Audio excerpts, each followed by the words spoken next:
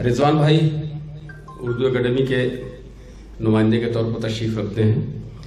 یہ غفران صاحب کہاں گئے؟ روک کے رکھا کرو انہیں اپنے ساتھ. یہ ہدایت اس لیے ہے کہ تجربہ بتا رہا ہے میرا. یہ بلا وجہ میں بھاگ بھاگ کر باہر جاتے ہیں، کوئی چکر نہ ہو کسی خیال میں.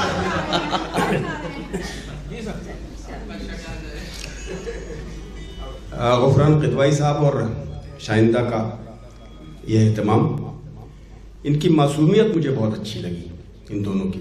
اور خاص طور پہ میں شیئر کرنا چاہتا ہوں آپ سے رضوان بھائی، انہوں نے مجھ سے کئی مرتبہ پوچھا، شائندہ نے بھی اور ان کے شوہر نامدار نے بھی، کہ آپ اپنا نذرانہ بتا دیجئے. ظاہر سی بات ہے کہ ایک کنسپٹ ہے یہ کہ مشاعرے کا شاعر صرف کاروباری ہوتا ہے. یہ ایک ذہن بنا ہوا ہے لوگوں کا. تو انہوں نے بھی مجھ سے کئی مرتبہ پوچھا کہ نذرانہ بتا دیجئے. تو میں نے کہا